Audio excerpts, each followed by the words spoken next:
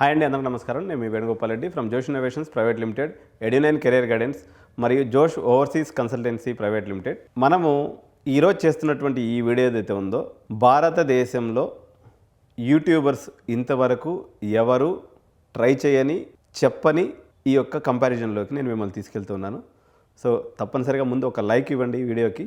మనము ఎవరైతే ఐఐటి కోసం 8వ తరగతి నుంచి 7వ తరగతి నుంచి ప్రయత్నం చేస్తూ ఉంటారో, ప్రపంచవ్యాప్తంగా ఉన్నటువంటి మరిన్ని అవకాశాల పరిధిలోకి మిమ్మల్ని తీసుకెళ్ళటం ఈ వీడియో యొక్క ఉద్దేశం. సో ఇప్పుడు మనము 2 ఇంపార్టెంట్ విషయాలను కన్సిడర్ చేస్తూ ఉన్నాం. మీ యొక్క కలల సౌధమైనటువంటి ఐఐటిని, ప్రపంచంలో చాలా దేశాలు రమారమిగా ఒక 100 దేశాలకు సంబంధించినటువంటి విద్యార్థుల యొక్క కలల సౌధమైనటువంటి సింగపూర్ యూనివర్సిటీని మీకు ఈరోజు మీ కళ్ళ ముందుకు తీసుకొస్తున్నాను. ఈ కంపారిజన్ చాలా డెప్త్తో కూడుకున్నటువంటిది.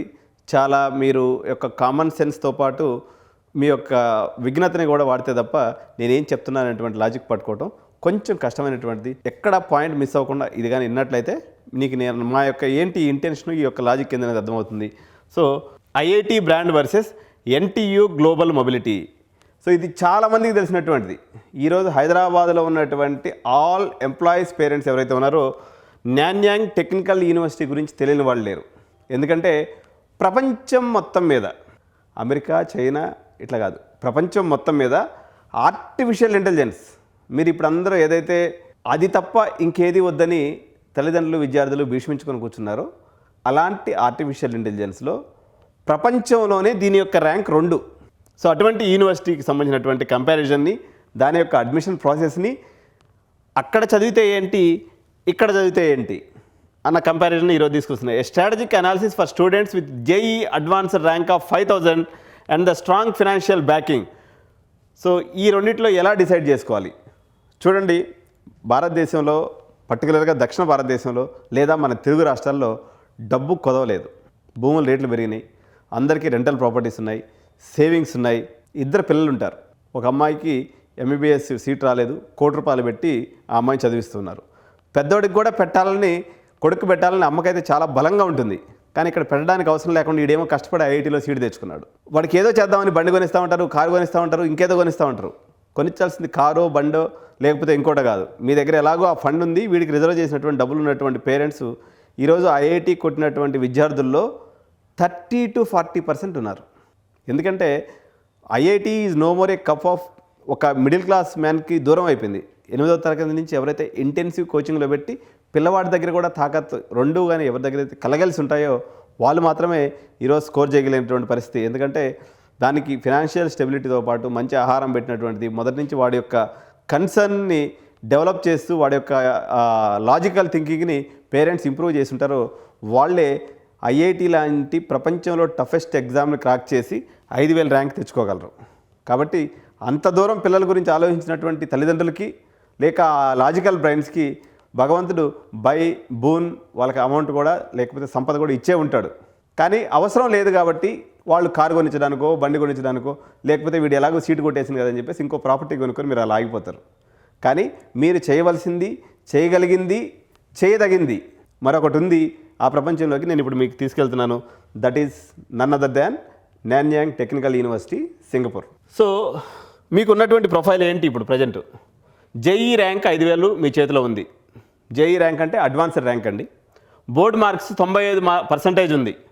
ఫైనాన్షియల్ స్టేటస్ భగవంతుడి దయ వల్ల కాబట్టినంత మీకు ఉంది.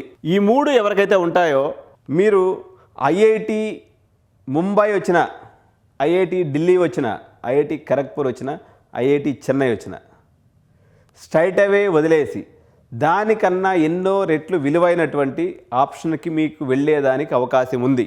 ఈ అవకాశం ఉందని తెలియక దీన్ని వదిలేసినటువంటి సందర్భాలు చాలా ఉన్నాయి. కానీ ఈ సంవత్సరం ఎడ్యునైన్ ప్రతి ఎలిజిబుల్ పేరెంట్ అంటే జేఈ అడ్వాన్స్డ్ ర్యాంక్ 5000 ఉండాలి, 95% ఇంటర్మీడియట్లో ఉండాలి, భగవంతుడు వాళ్ళకి స్తోమత కలిగించి ఉండాలి. ఈ 3 మీ చేతిలో ఆయుధాలుగా ఉన్నాయని ఇంటర్ప్రిటేషన్లో తీసుకున్నట్లయితే, student profile, you have worked incredibly hard to achieve this rank.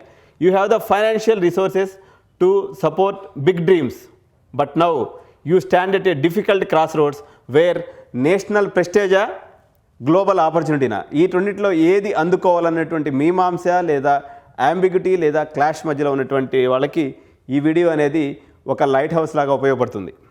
Financial stability 5,000 outcome ఉంది.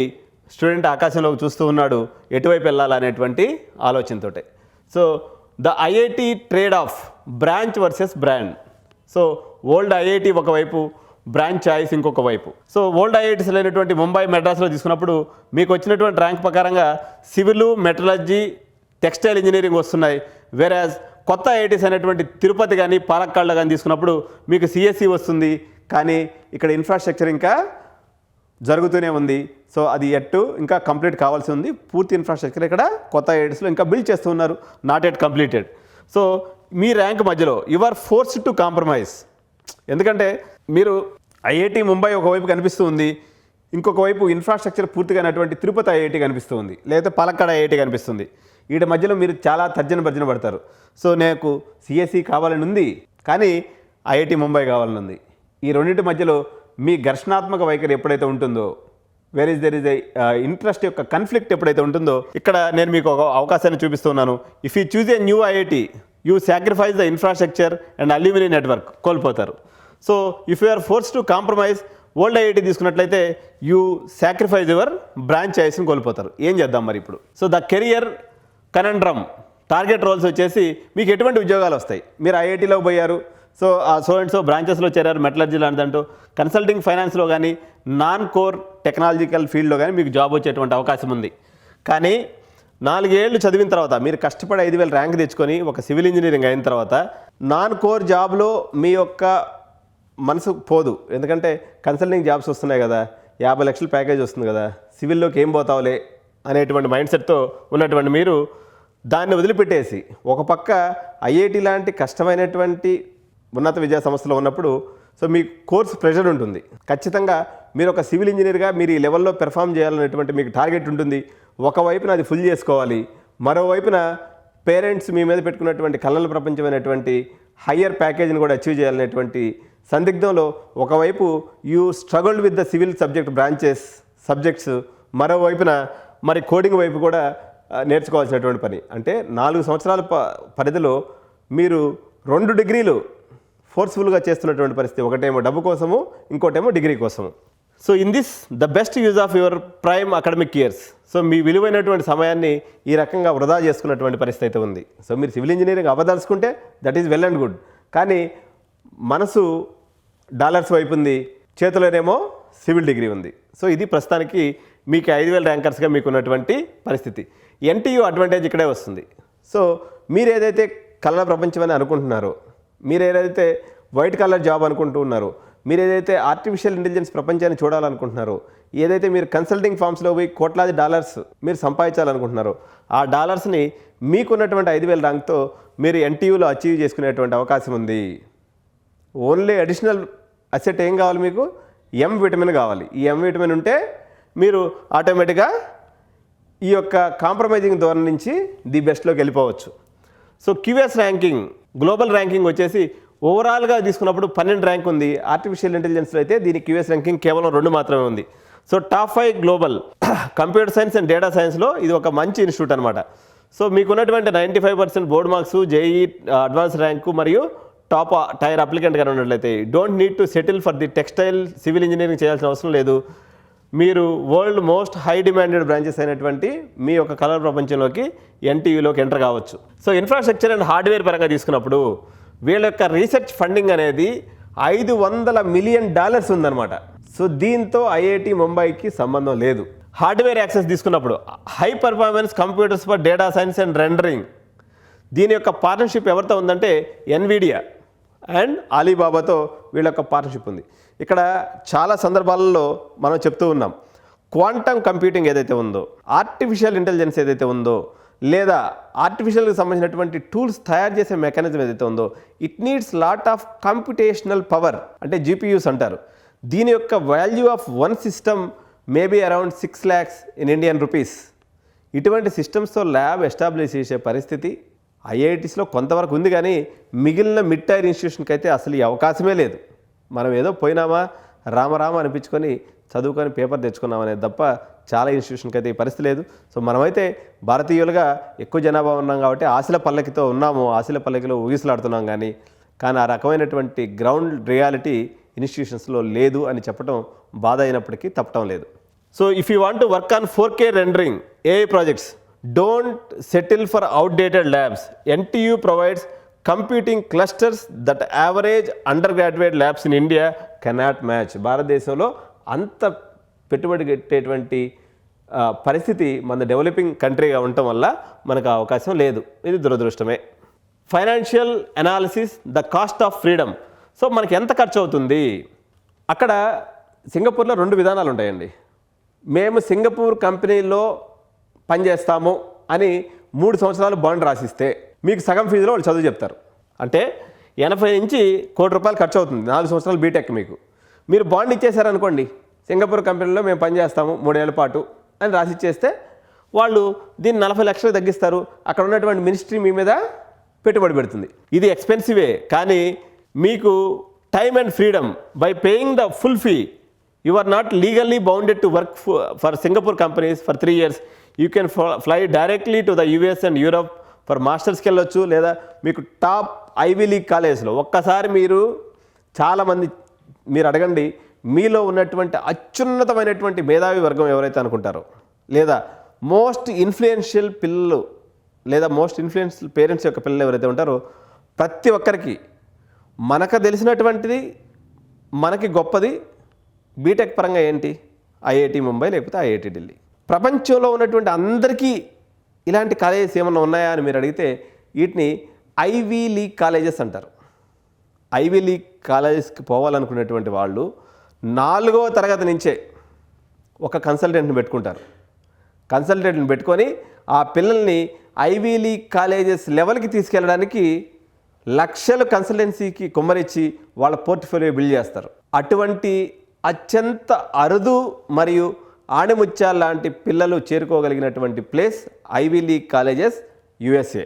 ఆ కాలేజెస్లోకి మీరు ఈ కాలేజ్ నుంచి డైరెక్ట్గా జంప్ కొట్టచ్చు. అంతేకాకుండా లేదండి మాకు డబ్బులే ఇంపార్టెంట్ అనుకున్నారనుకోండి, ₹1 కోటి ప్యాకేజ్తో అలా ఎగరేసుకొని పోవచ్చు అనమాట. అంటే మినిమం గ్యారంటీడ్ అది. సో మంత్లీ స్టార్టింగ్ శాలరీ ఎంత ఉంటుంది?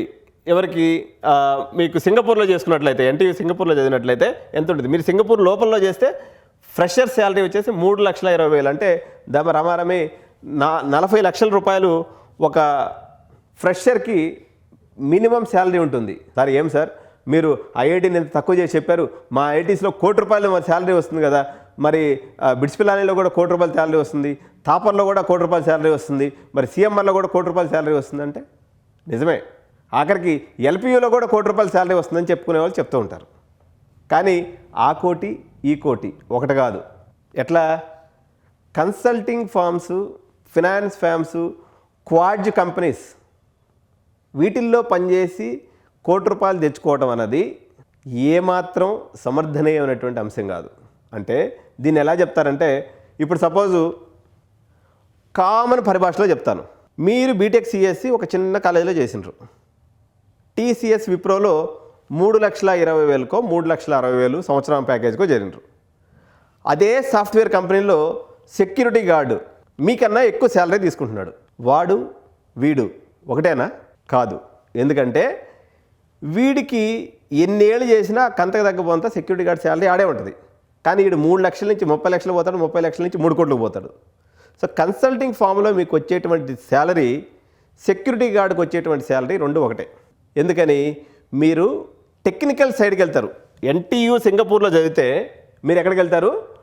You will become an AI engineer, you will become an engineer for VLSI, you will participate in the development of semi conductors. డైరెక్ట్గా మీరు కోర్లోకి వెళ్తారు లేదా డెవలప్మెంట్ సైడ్ వెళ్తారు. ఒక 5 years కోర్లో కానీ లేకపోతే డెవలప్మెంట్లో కానీ మీకు ఎక్స్పీరియన్స్ వచ్చిందన్నట్లయితే శాలరీ ఆకాశమే హద్దుగా పెరుగుతుంది. మీకు స్టాక్ ఆప్షన్స్ అనేవి వస్తాయి. మీరు హెడ్జ్ ఫండింగ్లో కానీ లేకపోతే ఈ క్వాంట్ కంపెనీస్లో ఎక్కడికైనా వెళ్తే మీకు షేర్స్లో ఎప్పటికీ ఇవ్వరు. ఎందుకంటే మీరు ఒక ఐడియాని డెవలప్ చేసినట్లయితే 100 లక్షల కోట్ల కంపెనీని బిల్డ్ చేయొచ్చు. అందువల్ల మీరు కష్టపడండి, మేము మా స్టాక్స్లో నుంచి కొంత భాగాన్ని, అంటే స్టాక్స్ అంటే షేర్స్ అండి, సో మీ ఇంటెలిజెన్స్ని కేవలం జీతం కోసం పెట్టకుండా లైక్ సెక్యూరిటీ గార్డ్ లేకపోతే గిగ్ వర్కర్స్ కూడా ఈరోజు నెలకు 30,000 సంపాదిస్తారు. కానీ ఒక ఫ్రెషర్ కూడా 30,000 సంపాదిస్తాడు. కానీ రెండు ఒకటి అవుతాయా? కావు. ఎందుకంటే అది ఏ రోజు పని చేసుకుంటే ఆ రోజు పని చేసుకునే కూల్ లాంటిది. ఇది బ్రిక్ కట్టుకుంటే పెద్ద ఆకాశం అంతా ఎత్తుకు నిర్మించగలిగే అవకాశం ఉన్నటువంటి జోన్ డెవలప్మెంట్ జోన్ లేకపోతే కోర్ జోన్ అంటారు. సో ఇక్కడ మీకు వచ్చేటువంటి జాబ్స్ ఏదైతే ఉన్నాయో అవి కోర్ జోన్కి సంబంధించినటువంటి జాబ్స్.